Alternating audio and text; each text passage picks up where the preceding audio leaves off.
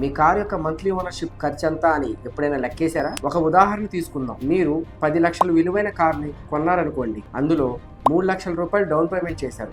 మిగిలిన 7 లక్షలు లోన్ తీసుకున్నారు. ఈ లోన్ను మీరు 5 సంవత్సరాల పాటు 24,910 రూపాయలు ఈఎంఐగా చెల్లించాల్సి ఉంటుంది. ఇప్పుడు మంత్లీ ఖర్చులు, ఇంట్రెస్ట్ ఖర్చు 5 సంవత్సరాలకి లోన్పై మీరు మొత్తంగా 2,94,000 వడ్డీ చెల్లిస్తారు.